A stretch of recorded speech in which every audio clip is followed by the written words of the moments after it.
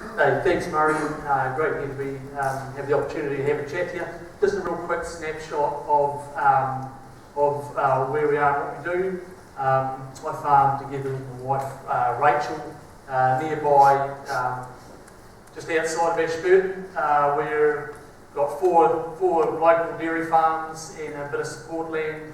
One of our farms is in an equity partnership with a couple of our staff and another young farming family, but effectively 960 hectares and sort of 2,700 cows sort of calving. So a little bit about our business.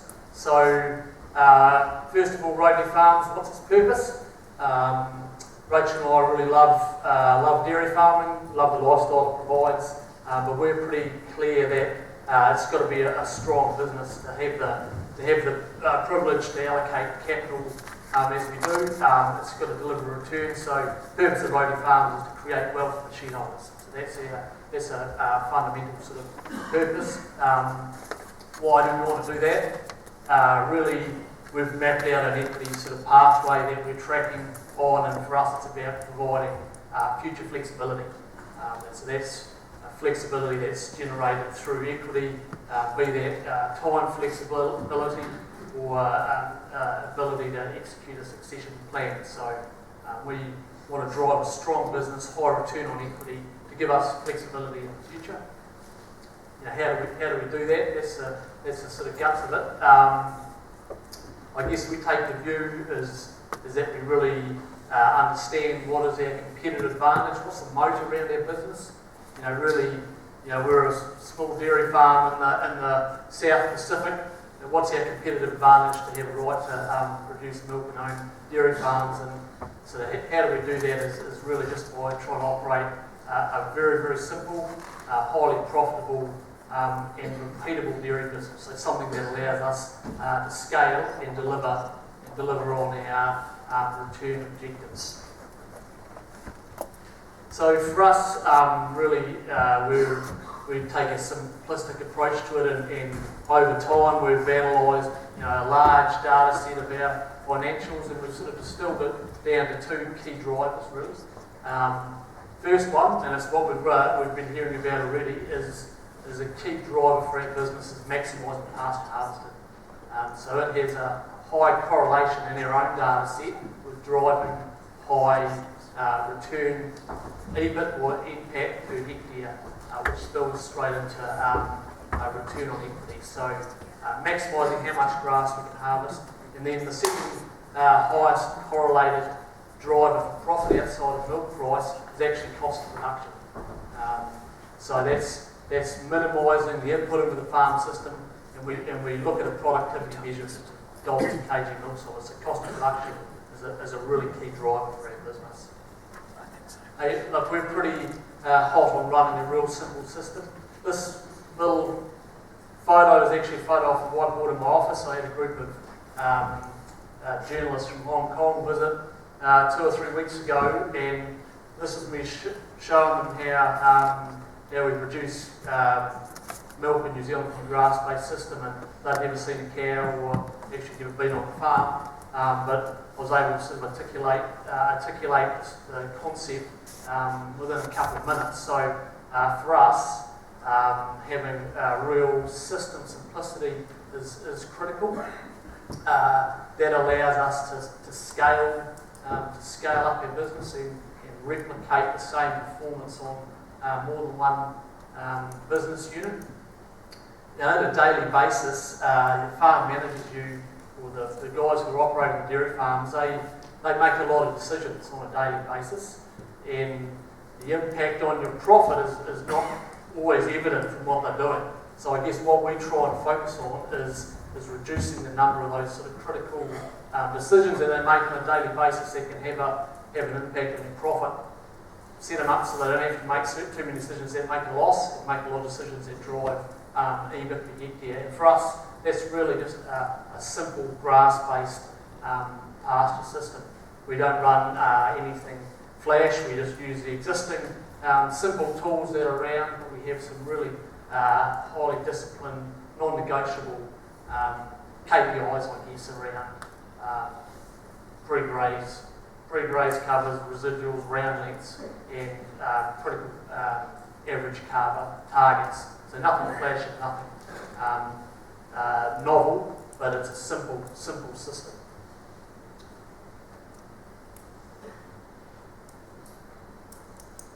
This is working. There we go.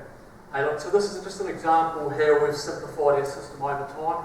A bit of a complicated looking chart, but yellow lines sort of imported feed over a long run. The zigzag lines is EBIT per hectare, so a measure of profit. The straight line is just a linear line through that. So we've simplified our system over time.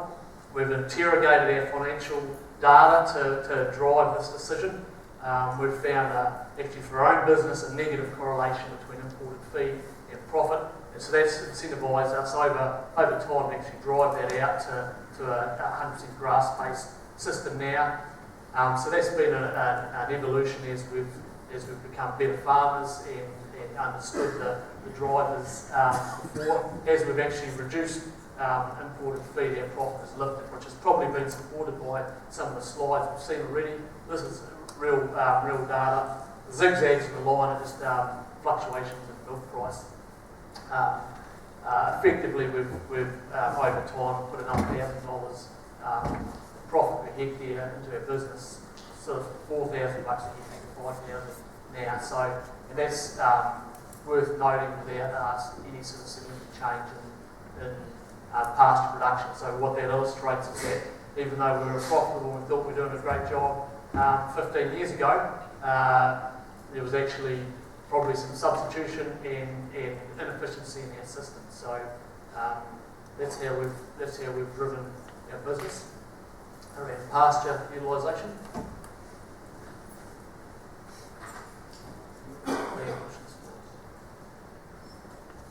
Okay, so the other part of the puzzle for us is cost control.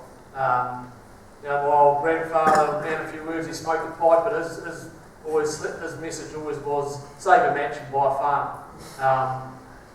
Over time, we've had this sort of philosophy, and I didn't coin the phrase, but I like the concept of using innovation to beat inflation, and this is actually almost the inverse of Mike Murphy's slide, but this is our actual cost of production in the blue line, and our CPI adjusted cost of production in the red. So over a 10-year period, we've actually effectively lowered our cost from, it was under $3.50 and it still is now. So we've used innovation and cost discipline to maintain a cost of sitting at the moment $3.30, $3.20 to $3.40 is the range we operate at the moment. We're pretty meagre and miserable, and we really continually review all inputs into the farm. Early advice I had from our accountant was to avoid a concept called the misery index, and that's when your farm working expenses and debt servicing are greater than 75% of your gross farm income. If you're in that situation, you're miserable. So we think a lot about breaking the milk price, because that's effectively the same thing. Our high level objective is actually to target farm working expenses of half our milk income, half our gross farm income. So we don't always achieve that. That's a really tough sort of goal, but what that really translates to for us is that we want to double every dollar we spend. So to achieve 50% of gross farm income, $1 has to equal 2. And that actually gives quite a good focus when you're thinking about various levels of expenditure on the farm.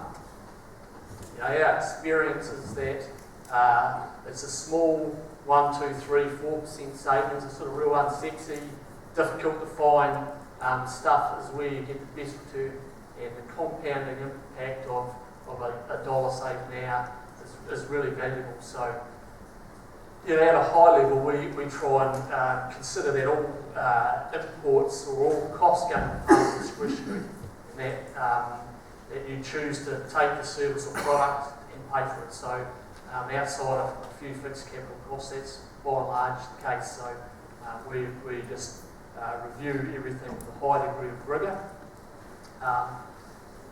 on our farms, people are really, really important. They're a key driver for our business, and we put a lot of emphasis on culture and retaining excellent people. So part of our philosophy there is trying to avoid the situation where we're considering cost cutting all the time. The way we market it to our team is that we're actually driving productivity. So have pride in being on a profitable, high productivity farm versus a farm that's continually cutting costs. So we achieve the same thing, but there's a bit of a subtle difference. And I guess the final part of cost control is really stringently avoiding solution by dilution. And it's something you hear a bit of. We're really focused on each unit cost of production, not gross revenue. So if I have to make a decision that potentially reduces milk flow but definitely cuts costs, that's the option we'll choose. And that's again a sort of a high level philosophy, and that applies to any line of input into the farm effectively.